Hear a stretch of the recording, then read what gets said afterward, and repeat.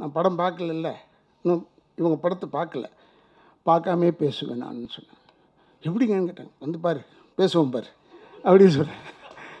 எதுக்குன்னா இது ஒரு கலையா, இது பேசுகிறது இருக்கு, இது ஒரு கலை, ரொம்ப அற்புதமான விஷயம். இது ரசித்து அந்த கனல்னு ஒரு இது கனல் இருந்தது, உள்ளே வரும்போதே சொன்னேன், கனலா அனலா என்னையா அப்படின்னு கேட்டுக்கிட்டே வரேன். ஏன்னா அந்த அந்த பொண்ணு செஞ்ச பர்ஃபார்மன்ஸ் அதை நான் பார்த்தேன், செக்கச்சவேல்னு இருந்ததுயா. அது இந்த சமந்தா, அது யார், அது சமந்தா இல்லை, தமன்னா. அந்த தமன்னா பார்த்து பயந்துட்டேன். என்ன ஒரு பக்கம் கூட கருப்பு இல்லையா. நானும் சுற்றி சுற்றி தேடி பார்த்தேன், ஃப்ளைட்டில், ஏர்போர்ட்டில், இல்லையா ஏர்போர்ட்டில் அது நின்றுது.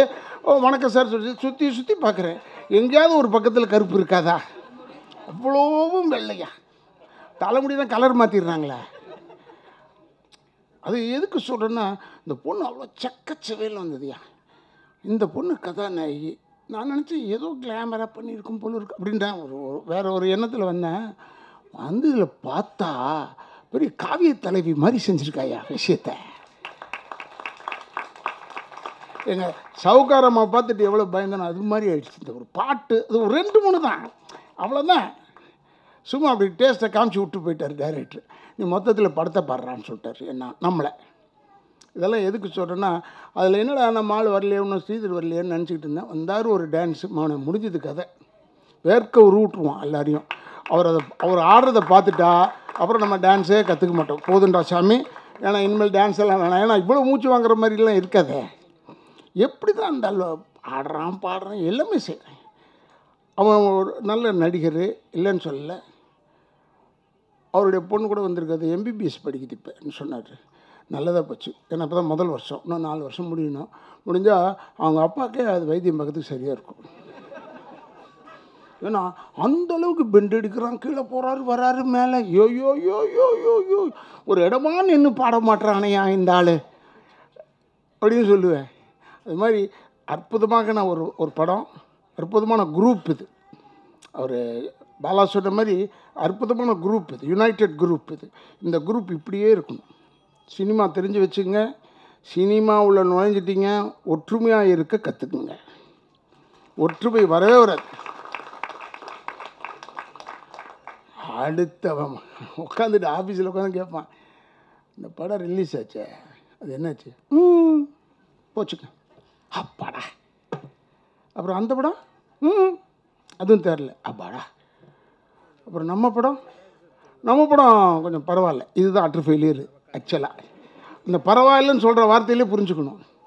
ஏன்னா அவ்வளோ சுற்றி அவ்வளோ டேஞ்சருங்களுக்கு நடுவில் நாங்கள் வந்து இப்போ 48 வருஷம் கழிச்சிருக்கோம்னா பாருங்கள்.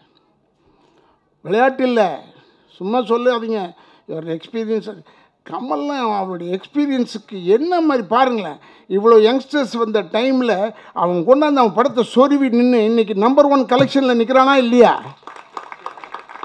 அதான் திறமை. அவன் திறமைங்க. அவன் அது வந்து ஒரு ஒரு அற்புதமான நடிகன் காமிச்சானா இல்லையா? எதுக்கு இதை சொல்கிறேன்னா, உங்களுக்கு தெரிஞ்சு வச்சுங்க, சினிமா என்பது எங்கள் அப்பா சொன்ன மாதிரி ஒரு எச்சலை மாதிரி. அடிக்கிற காற்றுல கோபுரத்தில் போய் நிற்போம், அடுத்த காற்றுல கீழே வந்துடுவோம். நம்மளை கெடுக்கிறதே யாருன்னா, இப்போ உள்ளே வரும்போது டப்பு டப்பு டப்பு டப்பு டப்புன்னு ஃபோட்டோலாம் எடுத்தாங்க, அப்படியே ஐயோ ரதன் அப்போவே ஏறிடும் உள்ளே சர்றன்னு. நம்ம தான் போல இருக்குது சினிமா, இனிமேல் ஒன்றும் முடியாது. இங்கே கெடுத்து அனுப்புகிறது தான் அவனை நம்மளை. இது இப்படியே கண்டினியூ ஆகுது, நமக்கு இன்னும் இறங்க மாட்டுது. என்ன செய்கிறது? அதான் சொன்னேன், இதெல்லாம் செவி சாய்க்கக்கூடாது. ஃபஸ்ட்டு இந்த புகழ், இது கைத்தட்டுறது, இந்த கைத்தட்டுறது அப்புறமா நம்மளை யாருன்னு கேட்பாங்க அடையாளம். இப்போ ஒருத்தர் கேட்டிருக்காரு ஒரு ஓடிடியில், எம்கே தியாகராஜரை பற்றி படம் எடுக்கிறாங்க. அப்போ அவன் கேட்குறான், நான் கேட்டவனே, எம்கே தியாகராஜர் எம்கேடி பற்றி படம் எடுக்கிறீங்களாமே, ஹூ இஸ் எம்கேடி? அவன் சொல்கிறான், எம்கே தியாகராஜ பாவதரியா. I have not seen it. It's a nice film. They brought the subject. I liked it. எப்பேற்பட்ட பாடக. அது அவருடைய வாழ்க்கையில் இன்சிடென்ட்லாம் நான் சொல்லலை, ஏன்னா சொன்னால் இவங்க காப்பி அடிச்சிருவாங்கன்னு விட்டுட்டேன் கம்மனு. இதெல்லாம் எதுக்கு சொல்கிறேன்னா, இந்த புகழ் இருக்குது பாருங்கள், இது ரொம்ப டேஞ்சரான புகழ். கேர்ஃபுல்லாக ஹேண்டில் பண்ணணும். ஒற்றுமையாக இருங்க. நீங்கள் சகோதரா உனக்கும் சொல்கிறேன், நீ இப்போ வந்து இந்த ஒரு படம் டைரக்டரோட விடமாட்ட, நீ எப்படியும் இதில் இறங்கிட்ட மாவனை, காலை வச்சுட்ட உள்ள நீ வெளியே வர மாட்ட. ஏன்னா ஒரு டெய்லி காலையில் வரும்போதே ஒரு 80 பேர் வணக்கம் சொல்கிறானே. ப்ரொடியூசர் ஆச்சு, நீ டைரக்டரு, அடி ஏறும், அதை இறக்கிடு. ஏறுறதை இறக்கிட்டு நீ நார்மலாக இரு. ஏன்னா நீ பெரிய பெரிய இடத்துலேருந்து வர பெரிய ஆள், நீ உன்னை பார்த்து சல்யூட் அடிக்கிறதுக்கு ஏகப்பட்ட பேர் இருக்காங்க. அதற்காக சொல்கிறேன், இட்ஸ் அன் அட்வைஸ் ஃப்ரம். ஏன்னா என்னை பார்த்து இந்த வணக்கம் சொல்கிறது, என் லைட் பாய்ஸ்லாம் கூட சில டைமில் உட்காந்து உக்காரியா உக்காரு, அப்புறம் அவங்களோட போய் உட்காந்துருவேன். அப்புறம் எப்படி இருக்கீங்க அண்ணா, என்ன நீங்கள் ஏன் நான் உட்காந்தா என்ன தெரியுதா, என்னடா நீங்கள் வேறு என்ன. ஏன்னா நான் அப்படி சமத்துவமாக இருந்தவன். எல்லாருமே அப்படி இருக்க முடியாது. நம்ம வந்து பெரியார்னு பாடுறோம், எல்லாம் பாடுறோமே ஒழிய யாரும் அந்த பாதையில் போகிறோமான்றது நமக்கு தெரியாது பாதி பேருக்கு.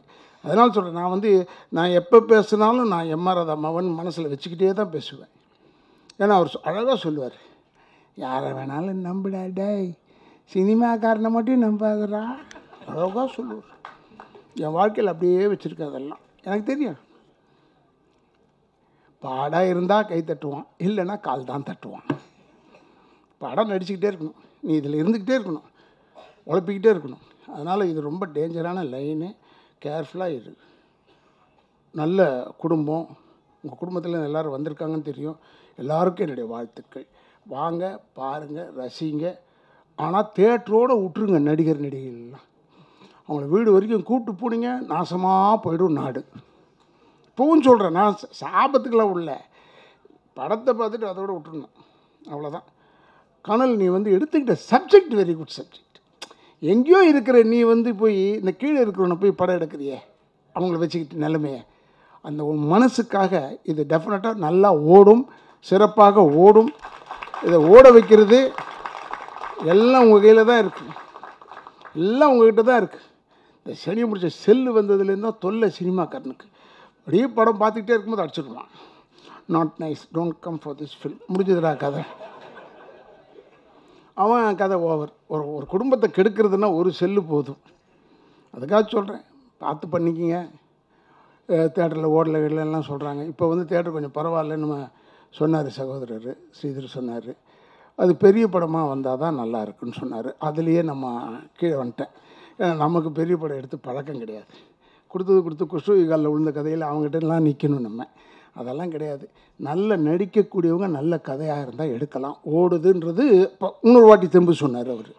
அதனால் இந்த படம் கனல் நிச்சயமாக சமய முரளிக்கு அவர் சமயம் பார்த்து தான் படத்தை ரிலீஸ் பண்ணுறாரு, கொண்டாந்துருக்காரு. அந்த சமய முரளி அவர்கள் பெரிய ஹிட் ஆகணும். ஜெயபாலா அடுத்தது அவங்களோட சேர்ந்து ஒற்றுமையாக அடுத்த படம்லாம் எடுக்கணும். இந்த படத்தில் இவ்வளோ கஷ்டப்பட்டோம் நெகட்டிவ் தாட்டை தூக்கி போடு, பாசிட்டிவாகவே வச்சுக்க. லைஃப்பில் எப்பயுமே சக்ஸஸ் தான் வரும், உண்மையாக உழைத்தான். அதுக்காக சொல், உழைப்பு இருக்கணும். உழைப்பு இல்லாமல் நீ பாட்டுக்கு நோம்பு வைக்கணும்னா முடியாது, வரவே வராது. இந்த சொல்லி எனக்கு இப்படி வாய்ப்பு கொடுத்ததற்கு நன்றியை சொல்வதற்கு முன்னால் இளைஞர்களுக்கு சொல்லிக்கொள்கிறேன். நிறைய இளைஞர்கள் இருக்கீங்க. பாலா கூட இளைஞர் தான், ப்ரொடியூசரு, அவரையும் சேர்த்து தான் சொல்கிறேன். தாய் தந்தையரை முதியோர் இல்லத்தில் சேர்த்து விடாதீர்கள், கூடவே வச்சு பார்த்துக்குங்க. அது ஒரு இன்பம். அம்மா திட்டுவாங்க, அப்பங்கிறன் திட்டுவான், சரி வாங்கிட்டு போயேன், அது ஒரு தமாஷா இருக்கும். ஏன்னா அது இல்லைன்னு தான் நீலாம் அவஸ்தைப்படுவேன். எனக்கெல்லாம் எங்கள் அம்மா என் கடைசி வரைக்கும் பார்த்துக்கிட்டு இருந்தேன், எங்கள் அப்பா கடைசி வரைக்கும் பார்த்தேன்.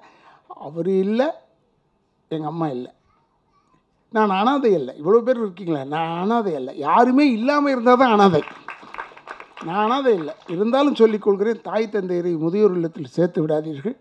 ஏன்னா டெஃபினட்டாக அது உங்களை வாழ வைக்கும். அவங்க ஆசீர்வாதம் தான் நீங்கள் வாழ்வீங்கன்னு சமயத்துக்கிட்டேயும் பாலாக்கிட்டையும் முக்கியமானவர்கள்ட்ட சொல்லி எனக்கு வாய்ப்பு கொடுத்ததற்கு என் குடும்பத்தின் சார்பாகவும் அத்தனை நல்லுள்ளங்களின் சார்பாகவும் மறுபிறவி என்று ஒன்று இருந்தால் உங்கள் பாதங்களாக பிறக்க வேண்டும் என்று சொல்லி விடைபெறுகிறேன். நன்றி நன்றி நன்றி நன்றி.